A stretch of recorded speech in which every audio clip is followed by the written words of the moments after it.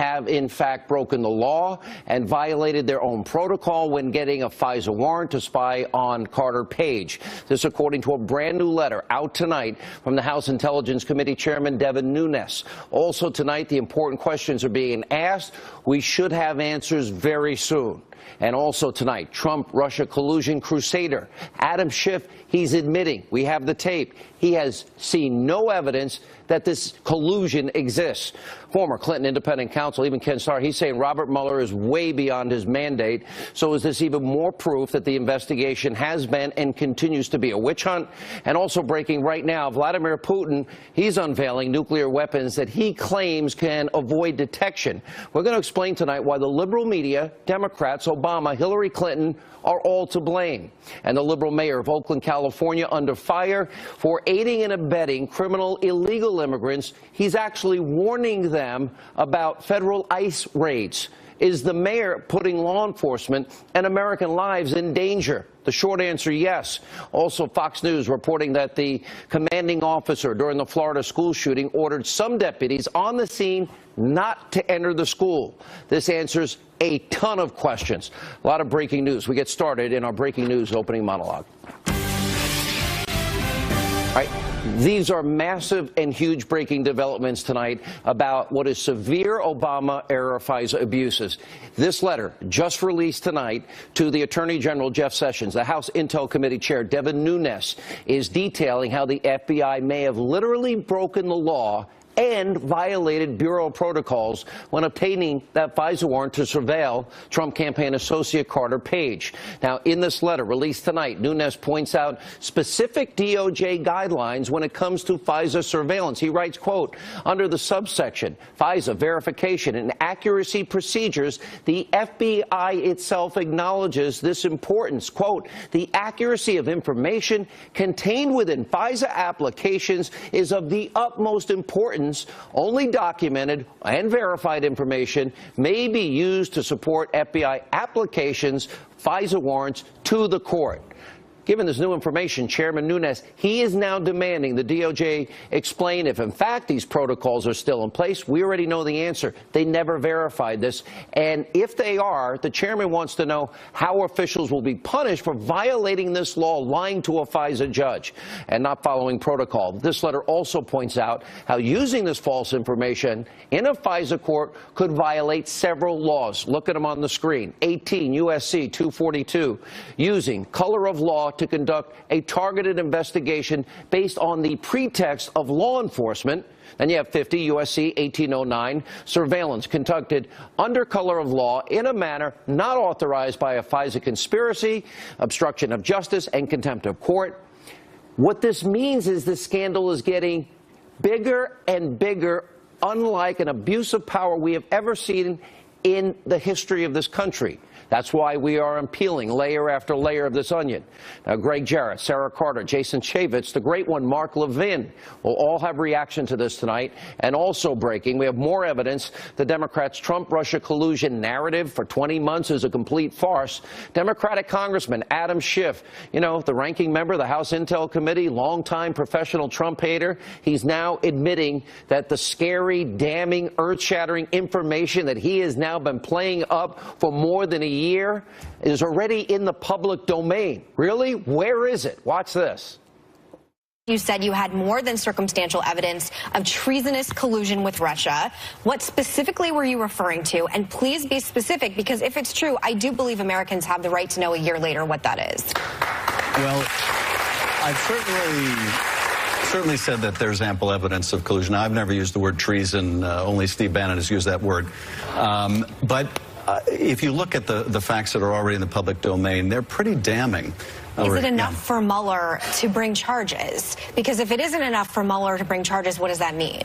Well, what it means... Charges of collusion. This is a very important question, and that is what's Mueller's job and what's our job? Bob Mueller will make the decision whether there is proof beyond reasonable doubt to indict and convict people. It is not his responsibility to tell the country what happened. Amazing job, Meghan McCain. Let me give you the translation. Adam Schiff is accusing Trump of collusion with little more than speculation, rumor, and a phony Russian dossier that was never corroborated or verified. Do you see how severe this is? Now, we may well find out in coming weeks or months that Schiff's constant anti-Trump five-alarm fires has been nothing more than political hyperbole meant to damage a sitting president that you voted for so he could win favor with his liberal base and get hired by conspiracy TV MSNBC. And it's probably why, according to the RNC, Schiff has appeared on television 227 times since President Trump's inauguration. So it's only a matter of time where NBC hires him. Maybe he'll take over from Matt Lauer, who's been out for a while. Also brand new tonight, Robert Mueller now facing criticism from someone who has intimate knowledge of special counsel investigations. Kenneth Starr, you might remember, independent counsel responsible for investigating Bill Clinton in the 90s. He is saying that Mueller, something we've been saying, might be crossing a line. Watch this. Bob Mueller, looking into Trump's business dealings before 2016 to see if there was potential opportunity for exertion of influence by Russian, any kind of actors on their part. Fair point. I think it's beyond his mandate. The mandate is what happened during the 2016 election in terms of collusion. In fact, I think that the indictment almost 2 weeks ago of the 13 Russian nationals and the 3 companies suggests there was no collusion. My sense would be, but I don't have all the facts, Bob, I love you, but let's just stay focused on what the issue is, and that's collusion in the campaign. Starr went on to explain that while Mueller's investigation must remain narrowly focused, it's up to the Deputy Attorney General. He's right, Rod Rosenstein, who is overseeing this case to keep Mueller on task. Now, remember, this whole witch hunt was supposed to only be about Trump-Russia collusion. That evidence does not exist all of this time. Now, speaking of Russia, think about this. With all that talk, we have another major breaking news story tonight, and that's the Russian president, the bad actor, Vladimir Putin. Oh, that's right, the guy that Obama said wasn't a bad actor and tells Vladimir he'll have more flexibility after the election. Remember that guy? He's claiming he has brand new nuclear weapons that can penetrate America's defenses.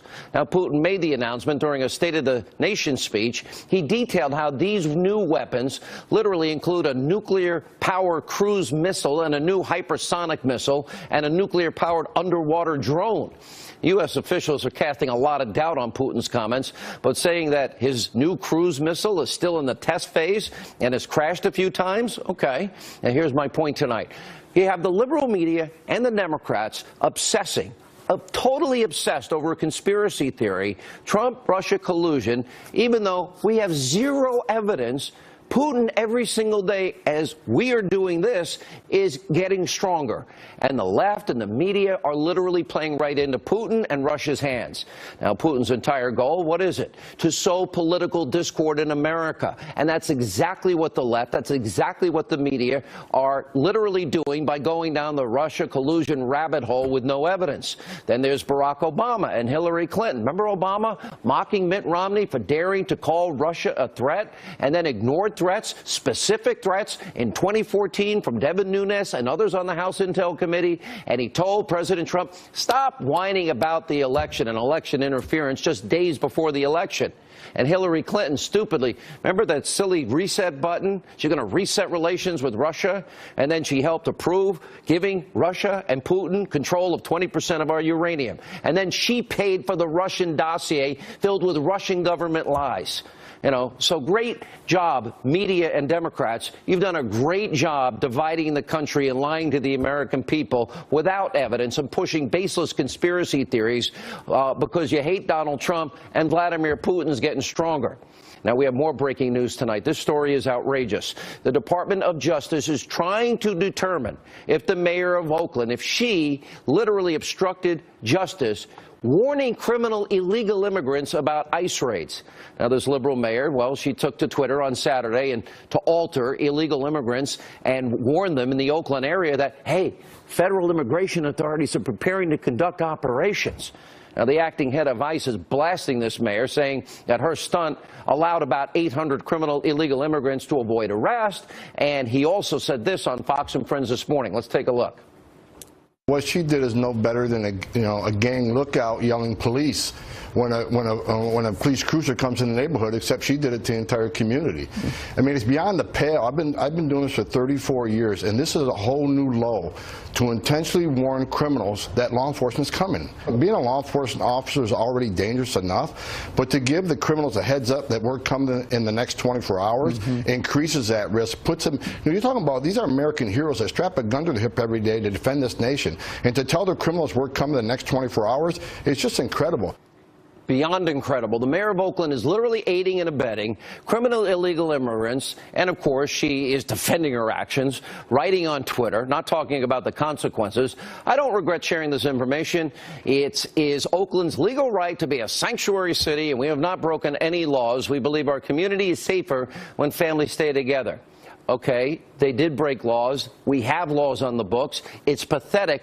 But what the mayor's not saying, and clearly, obviously doesn't realize or care, is that not only is she putting immigration authorities' lives at risk, she's doing the same thing for American citizens in her community. Now, ICE is saying all they're trying to do is get the bad people off the street. So guess what? If any of the criminal illegal immigrants that should have been detained commit a crime, then the blood will be on her hands. And literally, she will be responsible for whatever happens. She owns this. Now, we have a major update, too, tonight on the Florida school shooting. Fox News reporting the commanding officer, we are now confirming tonight, on the scene during Nicholas Cruz's rampage, literally ordered some of the first responder deputies to set up a perimeter instead of confronting and neutralizing this madman, this gunman. Now, this new piece of information is beyond stunning. Now, the Broward County Sheriff's Office policy for dealing with active shooter situations says first responders may go into a building to save lives without permission.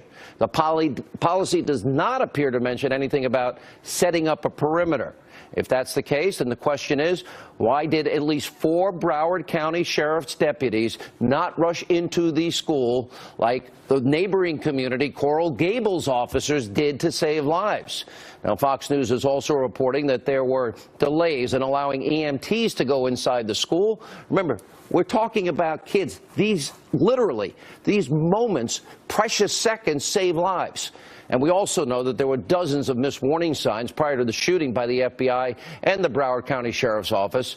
This is one huge, massive, big government bureaucratic failure at every level.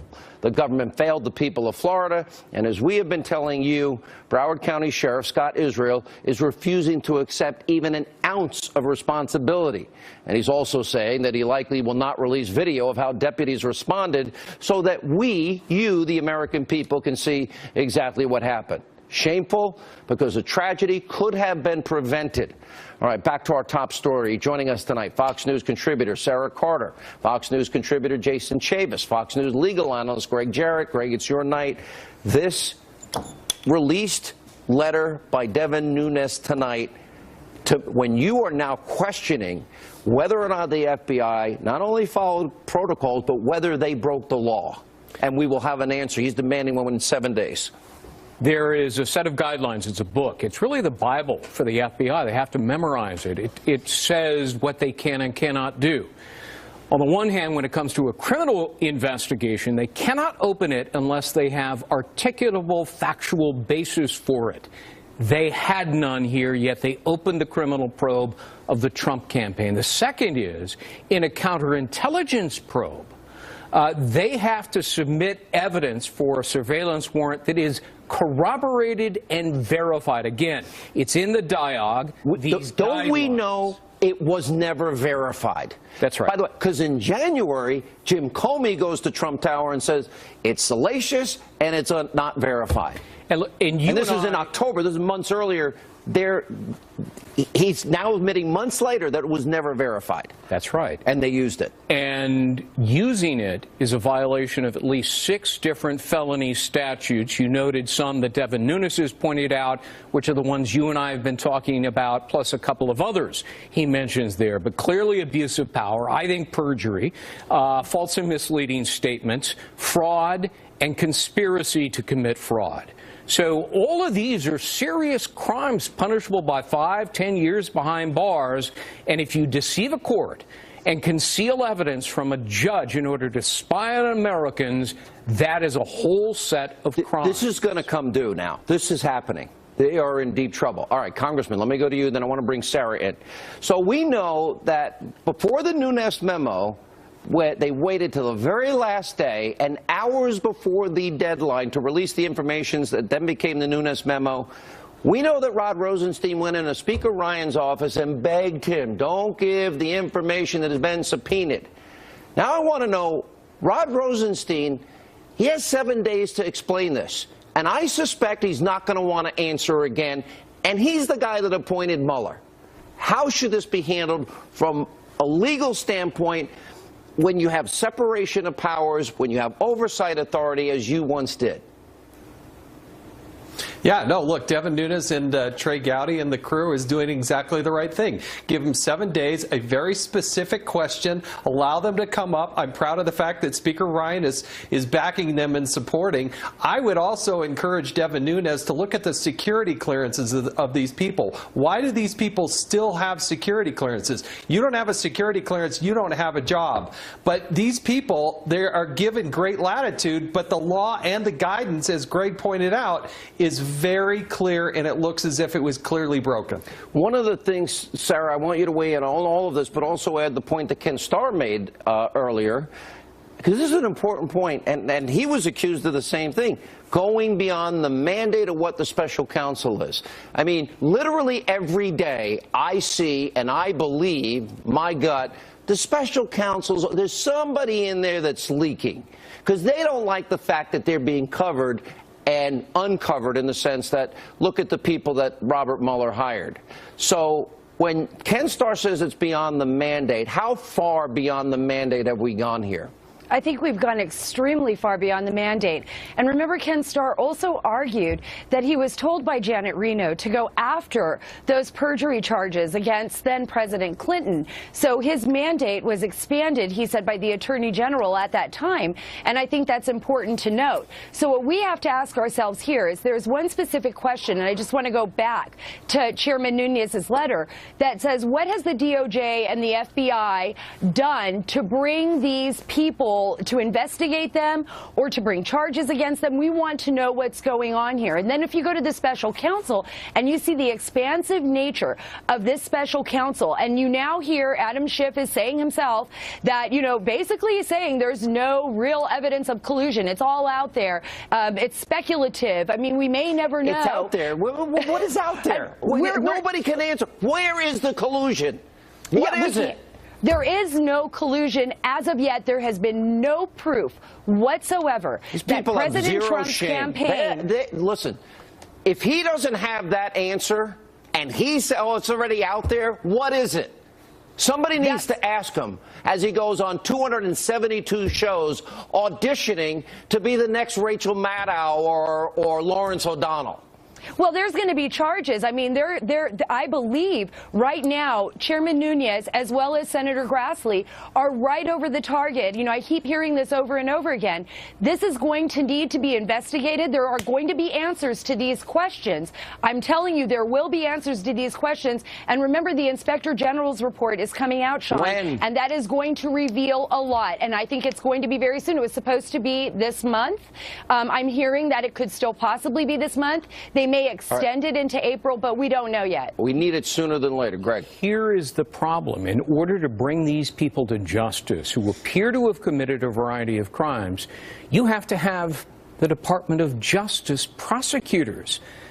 investigate and bring the case. Jeff Sessions has shown no indication of doing this. He's going to say the Inspector General's report comes out, then we get reports of possible crimes, then we then our DOJ lawyers will look at it, and then we'll have a special counsel. They'll start all over. It's such a waste of time. Don't we have enough evidence now that warrants an appointment of another special counsel to investigate the investigators, the FBI, and the DOJ? And Congress asked for it last July, and Jeff Sessions has been utterly feckless in his responses. Jason Chaffetz, should there be a second special counsel, and do we have to wait for the IG, then the DOJ attorney, and then maybe a special counsel? Is that when we know laws have been broken? We have irrefutable evidence at this point.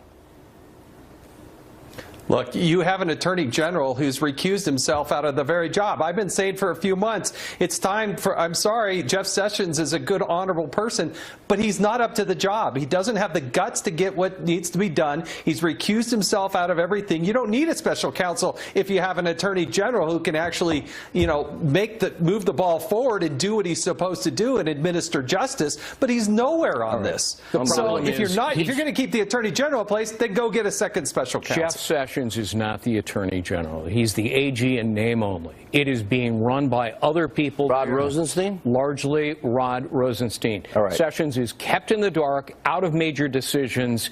He doesn't have a clue as to what's going on there. And I get that from people in the DOJ. I do too. And so does Sarah. Yes. Sarah's shaking her head. I wish we had more time. Absolutely. All right, when we come back, Reince Priebus, also the great one, Mark Levin, will analyze all this new information. Stay with us as this news-breaking edition of Hannity continues.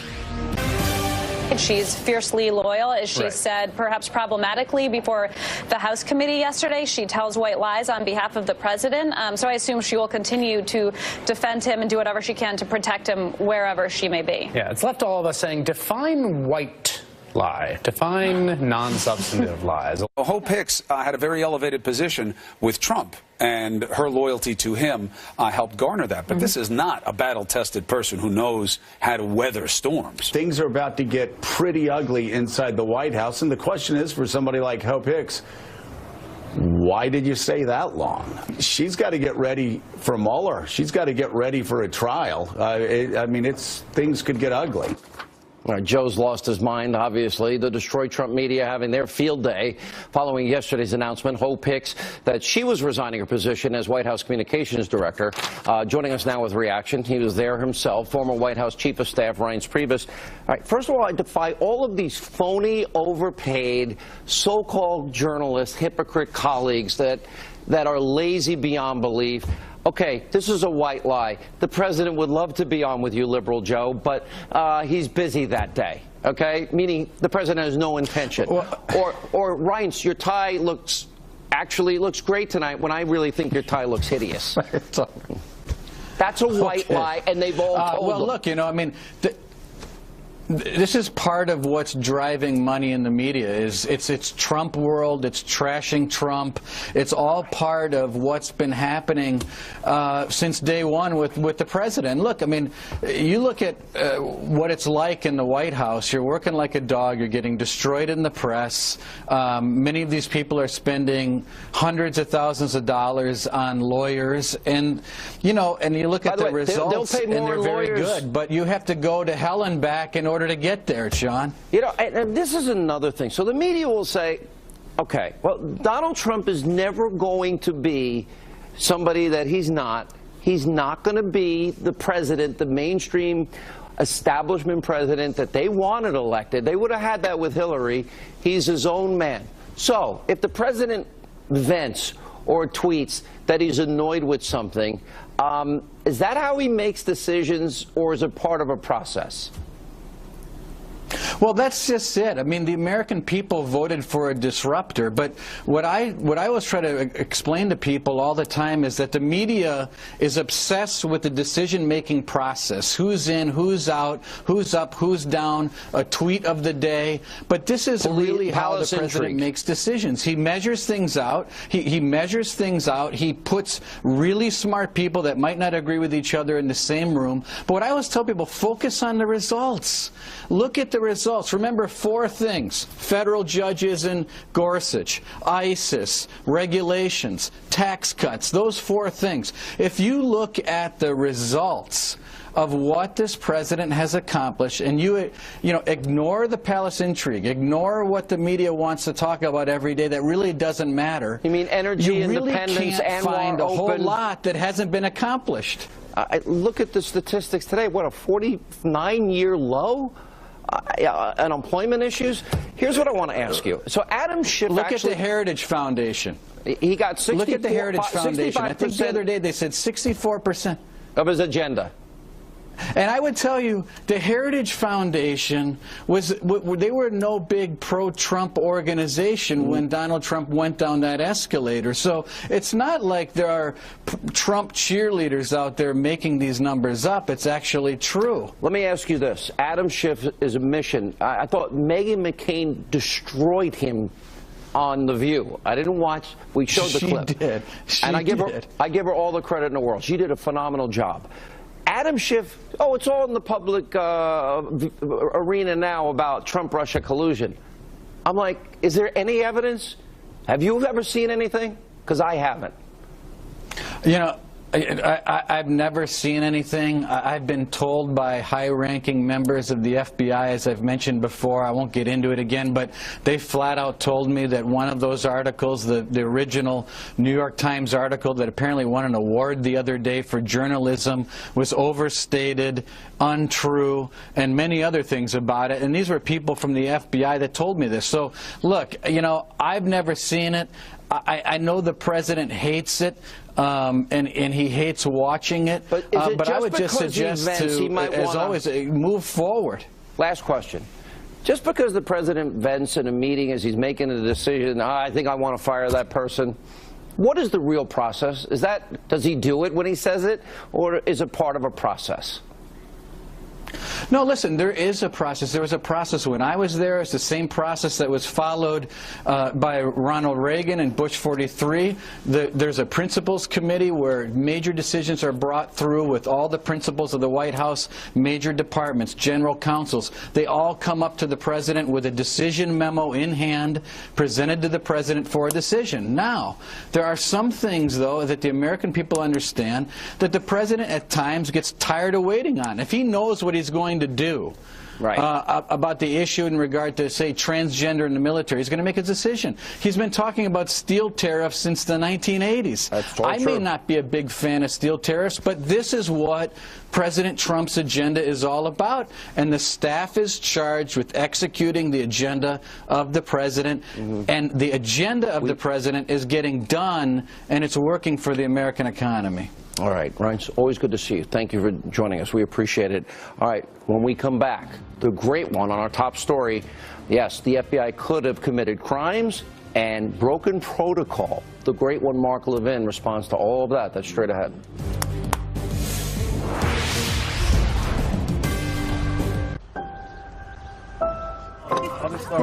We the people. Monologue tonight, the House Intel Committee chair, that would be Devin Nunes. He has sent a letter tonight to Attorney General Sessions that says the FISA surveillance application for Carter Page, a campaign associate in the Trump administration, for the Trump campaign, appears to be a clear violation of FBI rules for submitting evidence to the FISA court and may also violate criminal statutes. Mark Levin's legal foundation, the Landmark Legal Foundation, has also filed a motion. They're asking the FISA court to do something about the suspected abuses allegedly committed by the FBI and the DOJ. He's also the host, our new colleague. We're proud to have him, and that is Life, Liberty, Levin. We ought to call it the great one. He's also the host of Levin TV, CRTV, Mark Levin.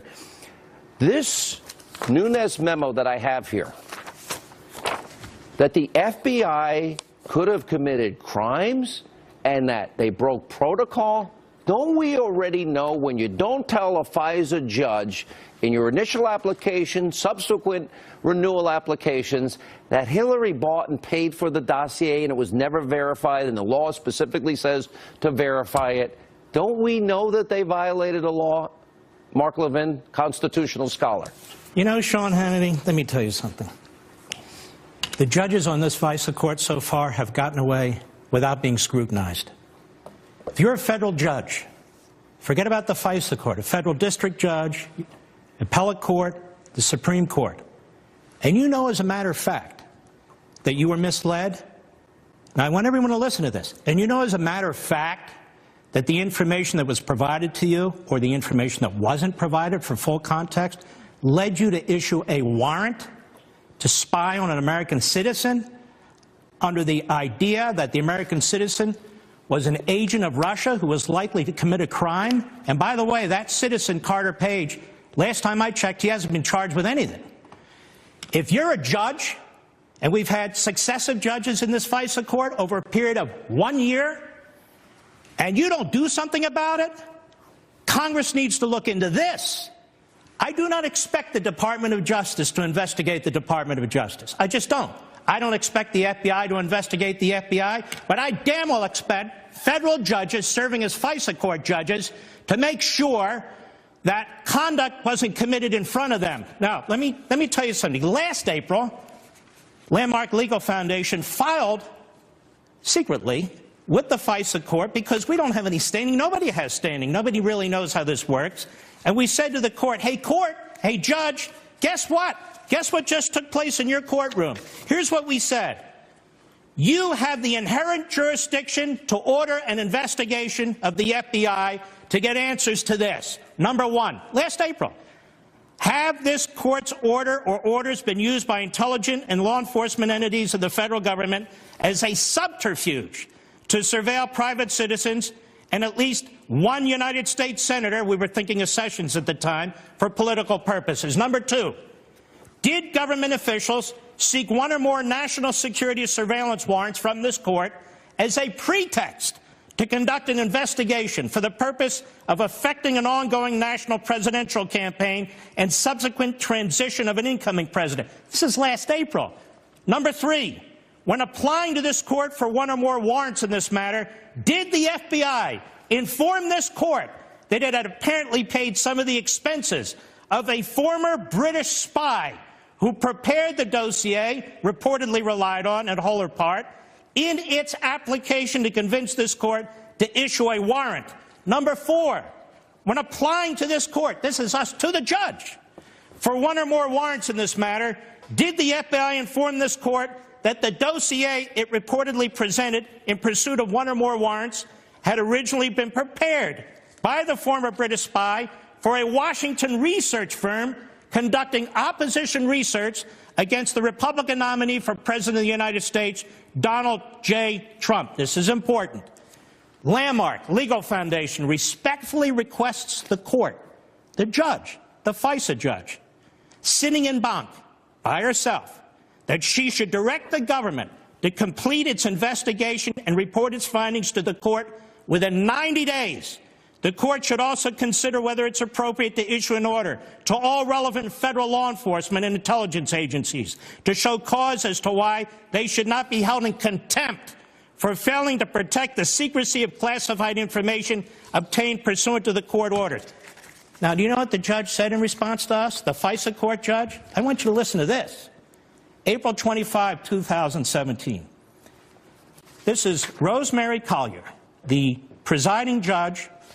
Keep in mind, the judges on the FISA court are picked by the Chief Justice of the Supreme Court. These are district court judges for the most part, so they're existing federal court judges. She wrote in this little order, the court has received a pleading titled Motion for Leave to Appear as Amicus Curiae, on and on and on, us, Landmark, on April 20th. Explain that. 5 days later, she says, although presented as a request to appear, there is no matter pending before the court with respect to which such an appearance would be proper. Now listen to me. This warrant was extended 3 times. That matter was still appearing before this court. That's number one.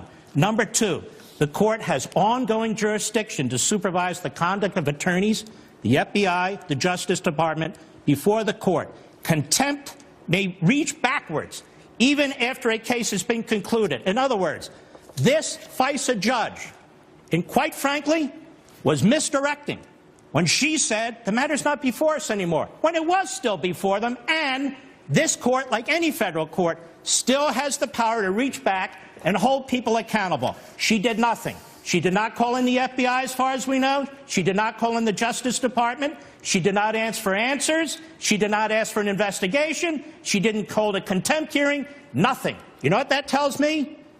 Something smells like a rat, which means this. Let me ask you this. Go ahead. This is all great information. Mark, this is how I see this. Remember the Grassley-Graham memo? Huge news. They said the bulk of the FISA application consisted of what we now know to be unverified information. Fusion GPS, co-founder Glenn Simpson never verified it. The FBI never verified it. The Deputy FBI Director, Andrew McCabe, literally said, no dossier, not even an application. You're right. It's renewed every 90 days. So if you have an opposition party candidate using unverified Russian lies in the lead-up and then post-election to undermine a president, and what we know as of now is none of it is true, is this, based on your knowledge of history, at least the biggest abuse of power and corruption in your lifetime? Because to me, this is Watergate. Are you kidding? This is Watergate times 1,000 to me. When you and I spoke way back in March of last year, and we laid this out, we were called kooks, conspiracy theorists, almost everything we've said, and we didn't have a lot. We were pulling it together. And I was focused specifically on the FISA court because there were leaks about the FISA court. But I want to underscore something tonight, Sean, and it is this. These federal judges sitting on this FISA court act like they have no role in this. Baloney. They were abused. The court was abused. The court was misled. People should be held to account. They read the newspapers now. They watch television now. We presented this judge with the evidence and filed it. Last thing. Congress needs to find out now why these judges, even today, aren't holding these people accountable. Comey said to Trump in January of 2017 at Trump Tower, oh, it's salacious and it's unverified. The FISA application, the first one, was 3 months earlier. He, by his own words, is admitting he violated, as Greg Jarrett said earlier, admitting 6 laws. These are felonies, Mark. You don't lie before a judge, nor do you present, especially when it comes to the Constitution. I'm talking about a court needs to protect itself. Agreed. Any federal court in America. If somebody lies to a court, omits material facts to a court, information is not presented to the court, a court is misled. Federal judges every day, they hold people to account. These judges in the FISA court have not. Let me just say this quickly. Last word. It's time to abolish the FISA court. It's time to create a new counterintelligence-related court. It should not consist of existing federal judges. They should be confirmed, not for life terms, for given terms. The FBI and the Justice Department, when they go into that court, should not be alone anymore. There ought to be an office within the federal government that's there to ensure that civil liberties are protected. There are things we need to do with this court right now. Who's on your Life, Liberty, Levin, Sunday nights, 10 Eastern? Who's your guest this weekend? We have a full hour with Chairman Nunes, and we go over everything soup to nuts, and it's going to be absolutely spectacular, so I hope everybody watches. I love Walter Williams this past weekend. Great opening show. Thank you. #1 in the ratings. Awesome job. All right, great one. Good to see you. Thank you. When we come back, Tommy Lahren, you don't want to miss this. We're going to get into this Oakland mayor. This is unbelievable, putting people's lives at risk. Law enforcement. Straight ahead. All right, joining us now with more on the outrageous story of this Oakland mayor, warning residents beforehand that ICE agents, law enforcement raids were targeting illegal immigrants. Joining us now, Fox News contributor Tommy Lahren, and from Catalina Magazine, the publisher, Kathy Aru is with us. Do you believe in the rule of law, Kathy? Of course I do, yes. Okay, and federal law says that you're not allowed to enter the country illegally. Right. Okay, and for especially in the case of those that are criminal aliens that we know committed crimes, do you think it's a good thing that the Oakland mayor, that she warns criminal aliens in some cases, oh, ICE is coming. I want to aid and abet you and help you break the law. I wouldn't say she was warning criminal aliens. I mean, she warned them. ICE is coming. I wouldn't call them criminals or aliens. I would say they were undocumented immigrants, letting them know forget the word Smithy. Tax-paying family members, illegal immigrants, hard workers did they break the law? Community. Did they break the law? What? They're when they working entered the in our country. They're paying taxes. They're not breaking laws. This is not that hard. When they entered the country illegally, by not going through the normal process, is that illegal? Yes or yes or no? I'm not saying they entered illegally. They may have had a work visa when they were here. They may have been invited in by a company and then decided to stay. What about the people we know that are here illegally? You're being stubborn. Now, let's be honest. Not at all. Not at all. You do admit there are people that enter this country illegally. Some people enter this country to illegally work, and people hire them. Is that illegal? It may be frowned upon, but I would say they're undocumented. Undocumented. You know what? No wonder. This is the party of it all. All depends on the meaning of the word is, Tommy. I can't handle this. It's obviously illegal. The thing that bothers me, Tommy, that mayor is putting law enforcement lives in jeopardy by giving them a heads up. How? Sean, not only law enforcement lives, but American lives. Residents of Oakland, their lives are on the line. The Democrats talk time and time again about they don't want to break up families. Well, I would ask them, what about the families of Kate Steinle and Jamil Shaw II, killed by illegal immigrants? What about those families? Do those families matter? You're putting a lot of lives on the line. And this mayor, if one of those illegal immigrants then goes out and harms someone or, God forbid, kills someone, she has blood on her hands, so I hope she sleeps well at night. Kathy, answer Tommy's great point. Violent crime has gone down thanks to this mayor. Answer the question about Kate Steinle. Well, there are so many people who have died at the hands of non-Hispanic white men in this country. Okay. So let's deport all white men. Okay. I mean, would Kate Steinle be alive if there wasn't an illegal immigrant that we knew was in the country and could have...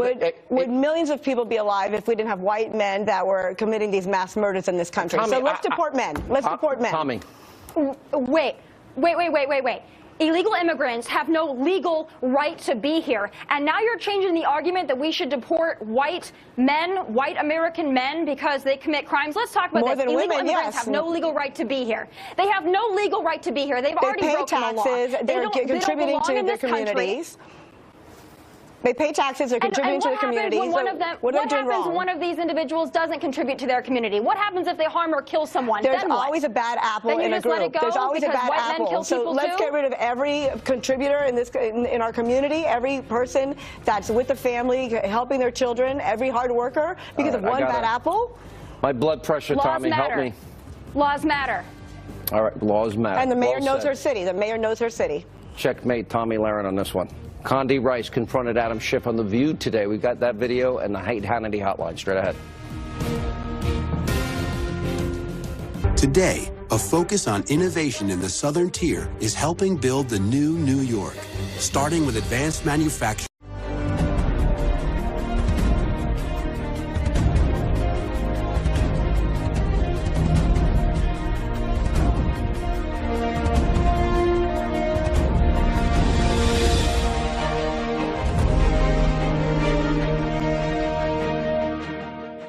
Gets blindsided by scathing Shapiro response after picking fight with the GOP.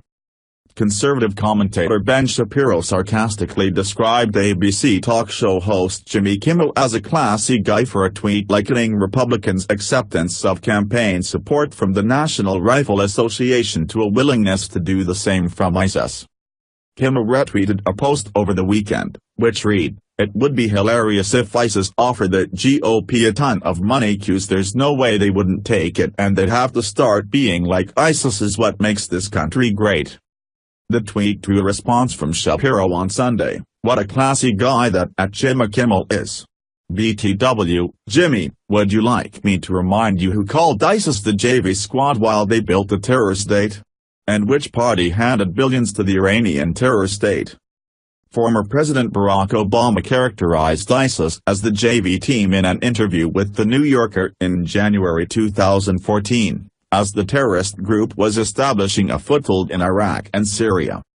Additionally, his administration paid around $1.7 billion in cash as a settlement of an arbitration claim the Islamic Republic had against the United States. Further, it released at least $50 billion in frozen assets being held by United States financial institutions.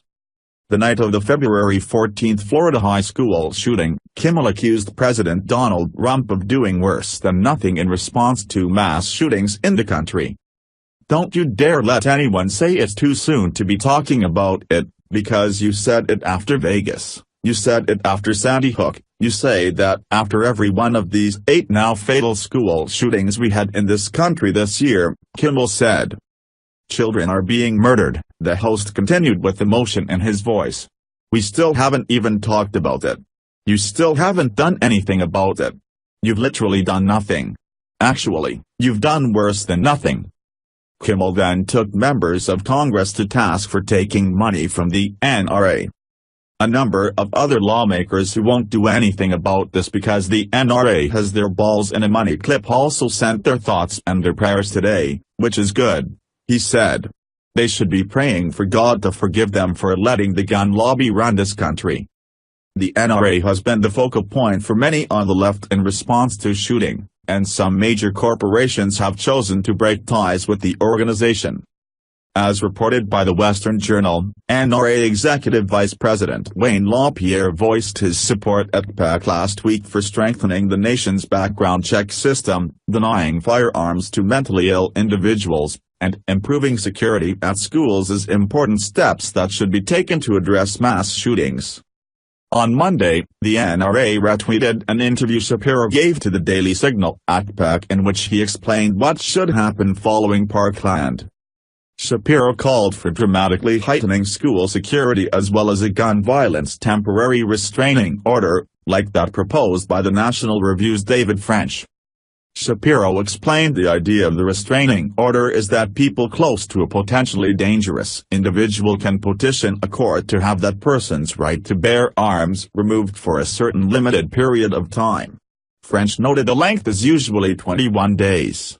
The order would automatically lift after that time unless the court is presented with further evidence confirming the danger. Trump has offered his support for strengthening school security, including arming certain qualified teachers and school officials, strengthening background checks, and putting a system in place that keeps the mentally ill from obtaining weapons. In a meeting with the National Association of Governors at the White House on Monday, the president said, "We continue to mourn the loss of so many precious young lives. These are incredible people. I visited a lot of them.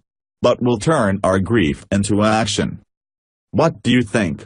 Scroll down to comment below.